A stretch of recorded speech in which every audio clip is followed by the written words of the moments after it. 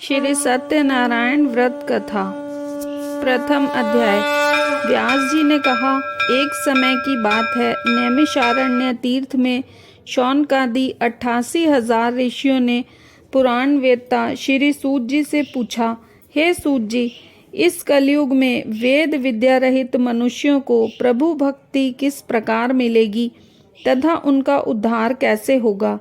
हे मुनि श्रेष्ठ, कोई ऐसा व्रत अथवा तप कहिए जिसके करने से थोड़े ही समय में पुण्य प्राप्त हो तथा मन वांछित फल भी मिले। हमारी प्रबल इच्छा है कि हम ऐसी कथा सुने। सर्व शास्त्र ज्ञाता श्री सूत जी ने कहा, हे वैष्णवों में पूज्य, आप सबने प्राणियों के हित की बात पूछी है। अब मैं उस श्रेष्ठ व्रत को आपसे कहूँगा जिससे नारद जी के पूछने पर लक्ष्मी नारायण भगवान ने उन्हें बताया था। कथा इस प्रकार है, आप सब सुने।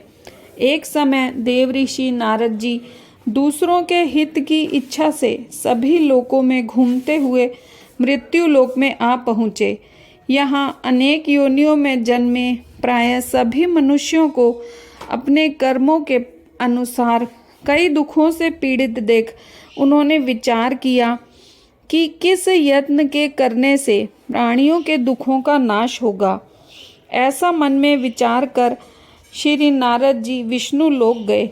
वहाँ श्वेत वर्ण और 4 भुजाओं वाले देवों के ईश नारायण को, जिनके हाथों में शंख चक्र गदा और पद्म थे तथा वरमाला पहने हुए थे, देखकर स्तुति करने लगे।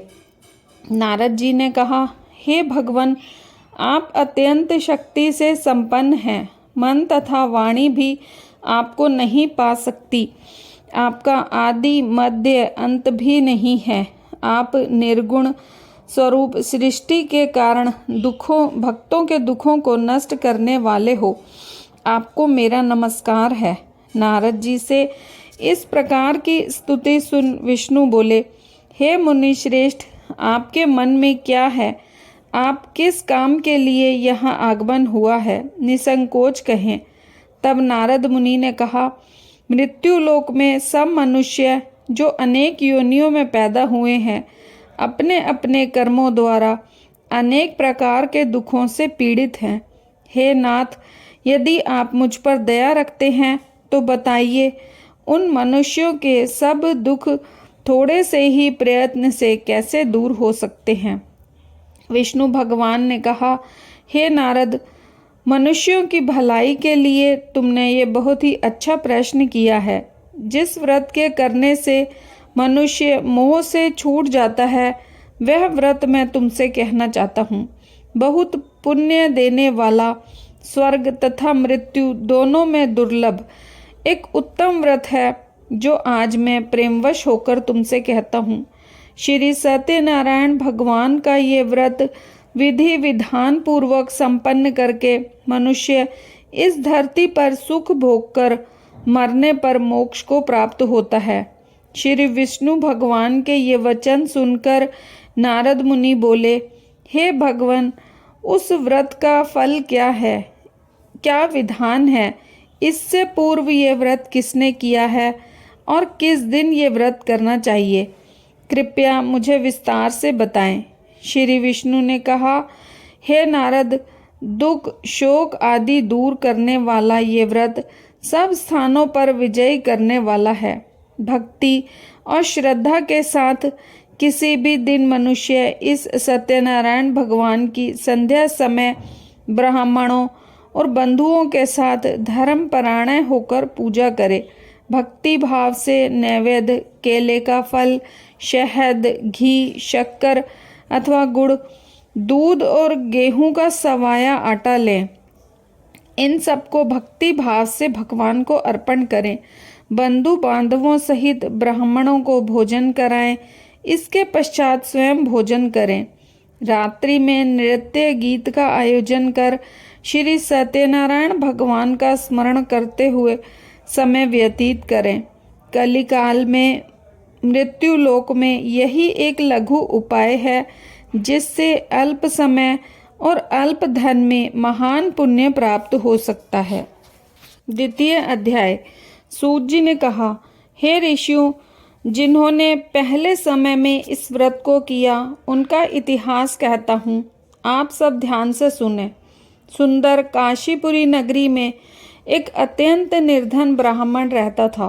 वह ब्राह्मण भूख और प्यास से बेचैन होकर पृथ्वी पर घूमता रहता था।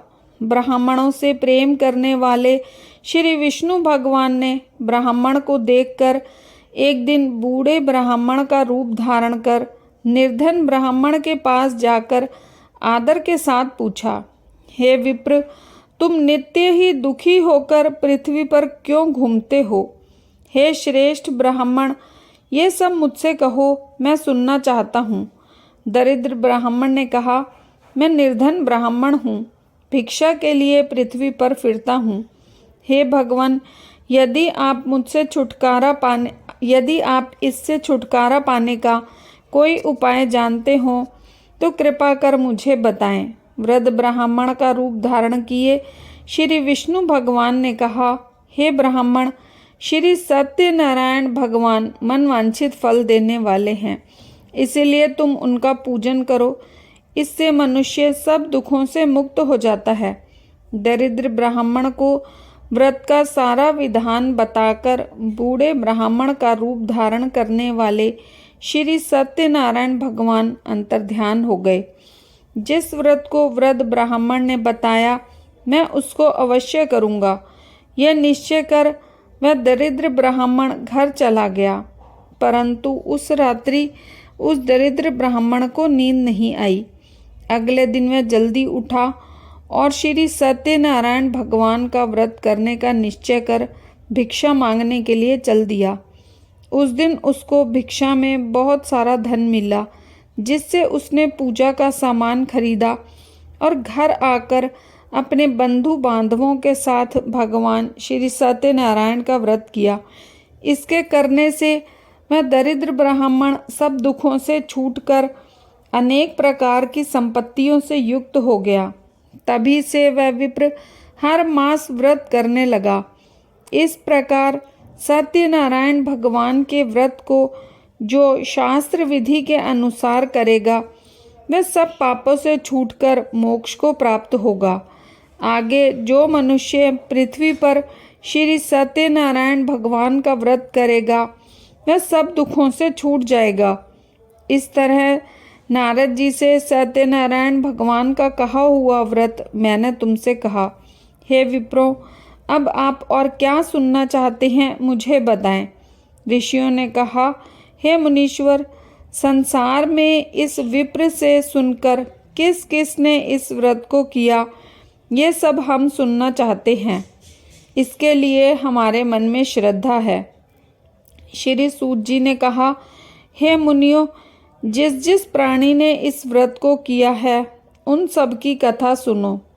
एक समय वह ब्राह्मण धन और ऐश्वर्य के अनुसार बंधु बांधवों के साथ अपने घर पर व्रत कर रहा था। उसी समय एक लकड़ी बेचने वाला बूढ़ा व्यक्ति वहां आया। उसने सिर पर रखा लकड़ियों का गट्ठर बाहर रख दिया और विप्र के मकान में चला गया। प्यास से व्याकुल लकड़हारे ने विप्र को व्रत करते देखा। वह प्यास को भूल गया। उसने विप्र को नमस्कार किया और पूछा, हे विप्र, आप यह किसका पूजन कर रहे हैं? इस व्रत के करने से आपको क्या फल मिलता है? कृपा करके मुझे बताएं। ब्राह्मण ने कहा, सब मनोकामनाओं को पूरा करने वाला ये श्री सत्यनारायण भगवान का व्रत है। इनकी कृपा से मेरे यहाँ धन धान्य आदि की वृद्धि हुई है। विप्र से इस व्रत के बारे में जानकर वह लकड़हारा बहुत प्रसन्न हुआ। भगवान का चरणामृत ले और भोजन करने के बाद वह अपने घर को चला गया। अगले दिन लकड़हारे ने अपने मन में संकल्प किया कि आज ग्राम में लकड़ी बेचने से जो धन मिलेगा उसी से भगवान सत्यनारायण का उत्तम व्रत करूँगा। मन में ऐसा विचार कर वह लकड़हारा लकड़ियों का गट्ठर अपने सिर पर रखकर जिस नगर में धनवान लोग रहते थे वहां गया। उस दिन लकड़ियों के चौगने दाम मिले। वह बूढ़ा लकड़हारा अति प्रसन्न होकर पके केले, शक्कर, शहद, घी, दूध, दही और गेहूं का चूर्ण आदि श्री सत्यनारायण भगवान के व्रत की सभी सामग्री लेकर अपने घर आया। फिर उसने बंधु बांधवों को बुलाकर विधि विधान के साथ भगवान का पूजन और व्रत किया। उस व्रत के प्रभाव से वह बूढ़ा लकड़हारा धन पुत्र आदि से युक्त हुआ और संसार के समस्त सुख भोग कर बैकुंठ को चला गया। तृतीय अध्याय। श्री सूत जी ने कहा, हे श्रेष्ठ मुनियों, अब एक और कथा कहता हूँ। पूर्व काल में उल्कामुख नाम का एक बुद्धिमान राजा था। वह सत्यवक्ता और जितेंद्रिय था। प्रतिदिन देव स्थानों पर जाता तथा गरीबों को धन देकर उनके कष्ट दूर करता।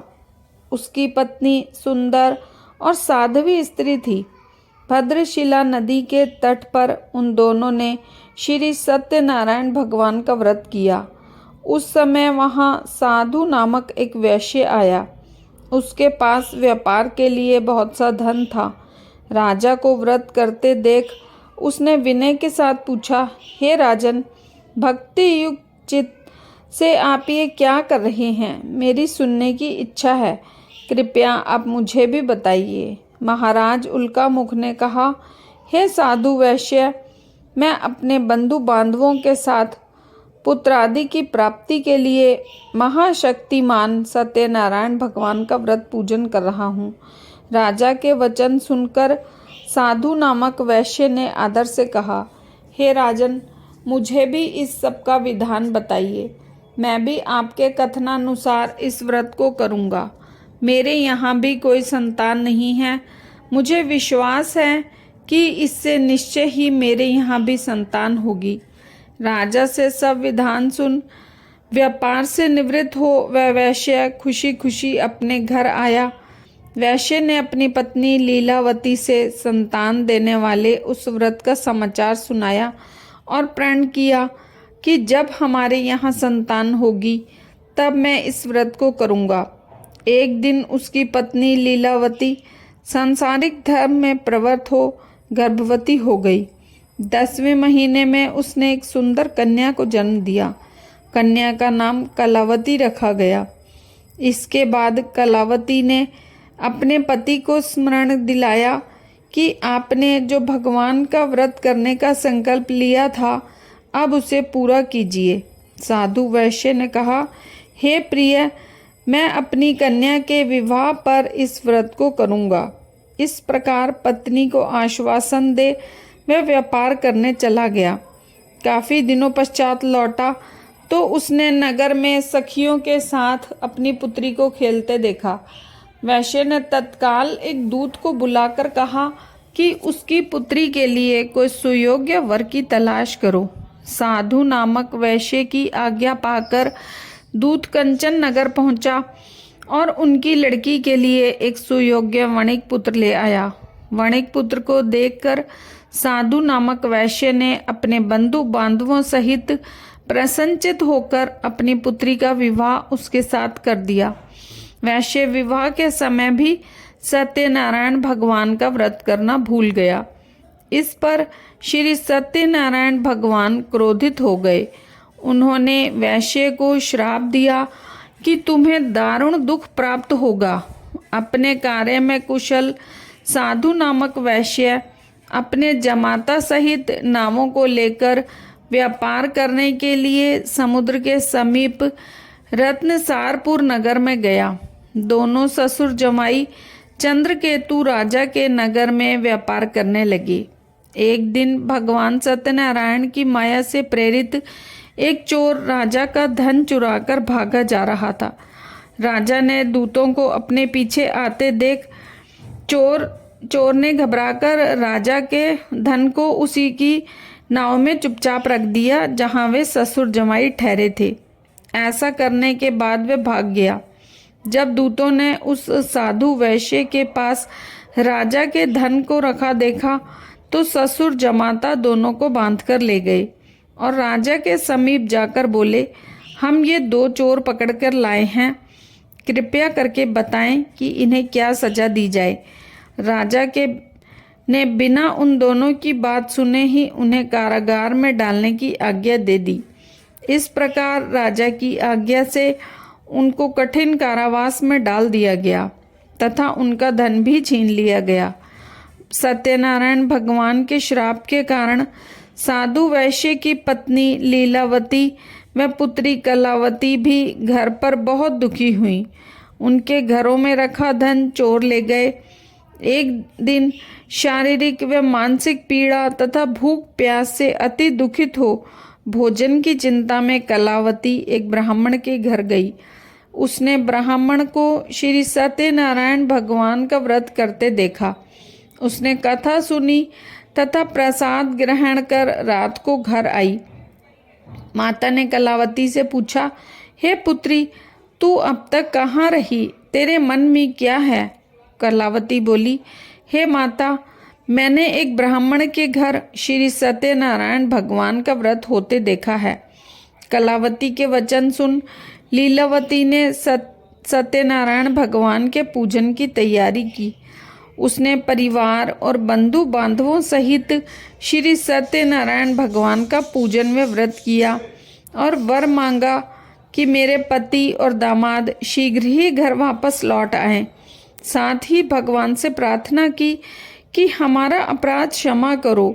श्री सत्यनारायण भगवान इस व्रत से संतुष्ट हो गए और उन्होंने राजा चंद्रकेतु को स्वप्न में दर्शन देकर कहा कि हे राजन, जिन दोनों वैश्यों को तुमने बंदी बना रखा है वे निर्दोष हैं। उन्हें प्रातः ही छोड़ दो, अन्यथा तेरा धन, राज्य, पुत्र आदि सब नष्ट कर दूंगा। राजा के ऐसे वचन सुनकर से ऐसे वचन कहकर भगवान अंतर्ध्यान हो गए। प्रातःकाल राजा चंद्रकेतु ने सभा में सबको अपना स्वप्न सुनाया और सैनिकों को आज्ञा दी कि दोनों वणिक पुत्रों को कैद से मुक्त कर सभा में लाया जाए। दोनों ने आते ही राजा को प्रणाम किया। राजा ने उनसे कहा, हे महानुभावों, तुम्हें भावीवश ऐसा कठिन दुख प्राप्त हुआ है। अब तुम्हें भय नहीं है, तुम मुक्त हो। ऐसा कहकर राजा ने उनको नए नए वस्त्राभूषण पहनवाए तथा उनका जितना धन लिया था उससे दुगना लौटाकर आदर से विदा किया। दोनों वैश्य अपने घर को चल दिए। चतुर्थ अध्याय। श्री सूत जी ने आगे कहा, वैश्य और उसके जमाई ने मंगलाचार करके यात्रा आरंभ की और अपने नगर की ओर चल पड़े। उनके थोड़ी दूर आगे बढ़ने पर दंडी वेशधारी श्री सत्यनारायण भगवान ने उससे पूछा, हे साधु, तेरी नाव में क्या है? अभिमानिक वणिक हंसता हुआ बोला, हे दंडी, आप क्यों पूछते हैं? क्या धन लेने की इच्छा है? मेरी नाव में तो बेल और पत्ते भरे हैं।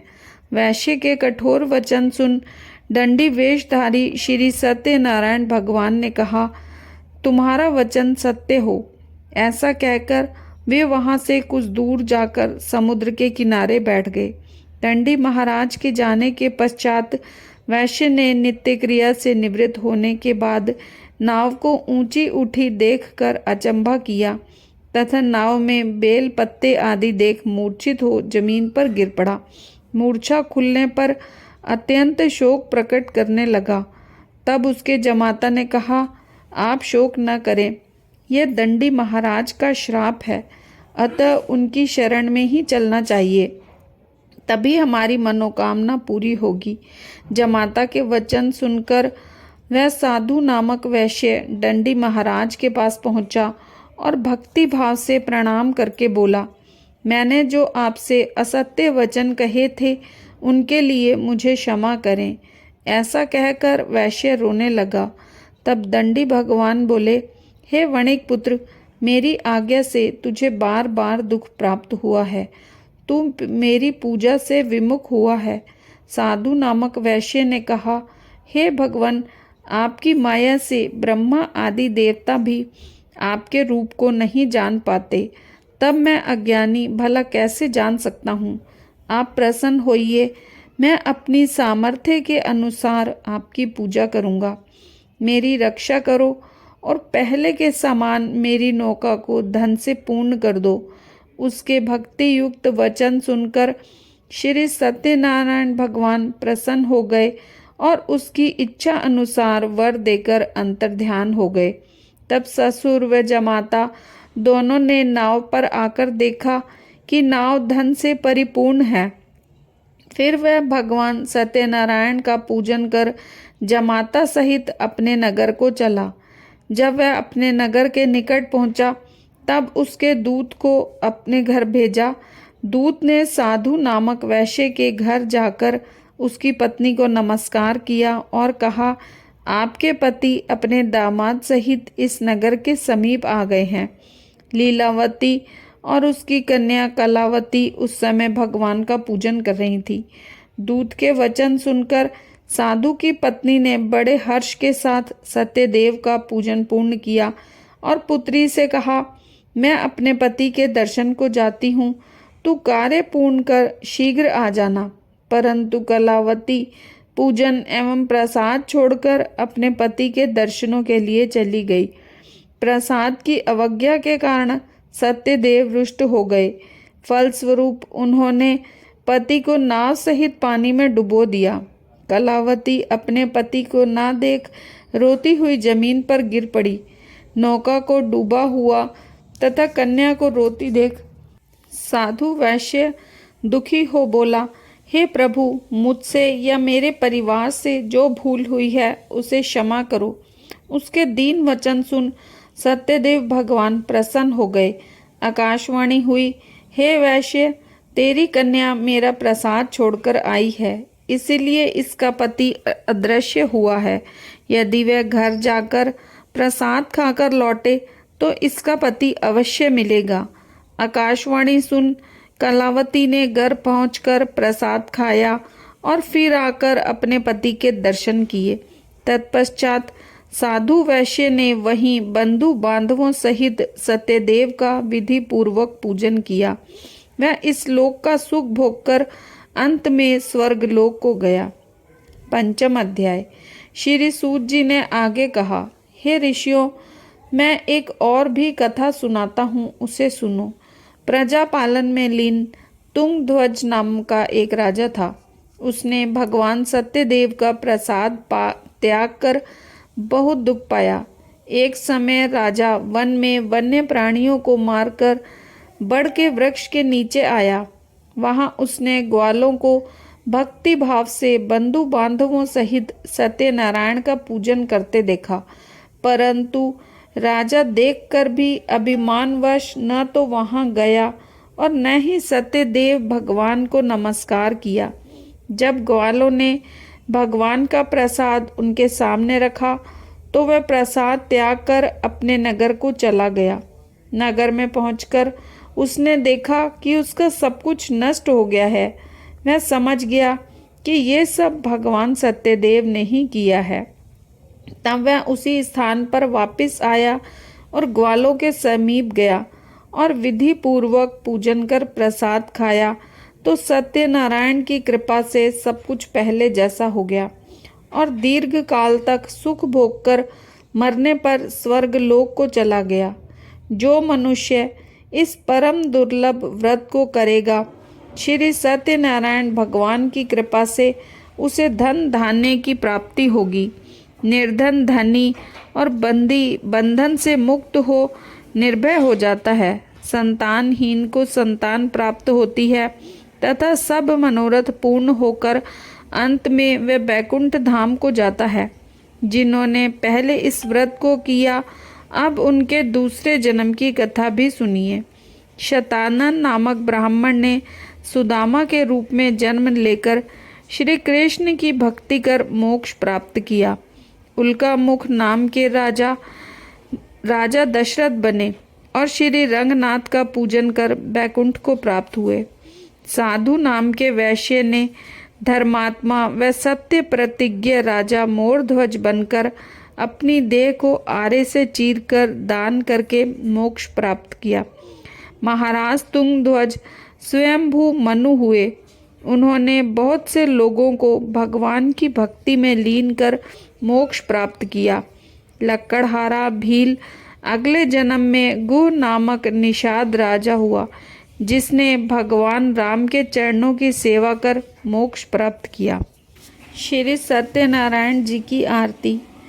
जय लक्ष्मी रमणा स्वामी, जय लक्ष्मी रमणा, सत्यनारायण स्वामी जन पातक हरणा। ओम जय लक्ष्मी रमणा, रतन जड़ित सिंहासन, अद्भुत छवि राजे, नारद करत निराजन, घंटा ध्वनि बाजे। ओम जय लक्ष्मी रमणा, प्रगट भय कलि कारण, द्विज को दरस दियो, बूढ़ो ब्राह्मण बनकर कंचन महल कियो। ओम जय लक्ष्मी रमणा, दुर्बल भील कठारो, जिन पर कृपा करी, चंद्रचूड़ एक राजा, तिनकी विपत्ति हरी। ओम जय लक्ष्मी रमणा, वैश्य मनोरथ पायो, श्रद्धा तज दीनी, सो फल भोग्यो प्रभु जी, फिर स्तुति कीन्ही। ओम जय लक्ष्मी रमणा, भक्ति भाव के कारण, छिन छिन रूप धर्यो, श्रद्धा धारण कीन्ही, तिनको काज सर्यो। ओम जय लक्ष्मी रमणा, ग्वाल बाल संग राजा, वन में भक्ति करी, मन वांछित फल दीनो, दीन दयालु हरि। ओम जय लक्ष्मी रमणा, चढ़त प्रसाद सवायो, कदली फल मेवा, धूप दीप तुलसी से, राजी सत्य देवा।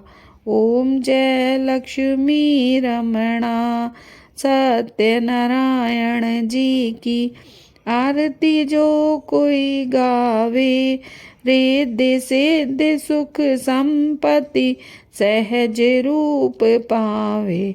ओम जय लक्ष्मी रमणा।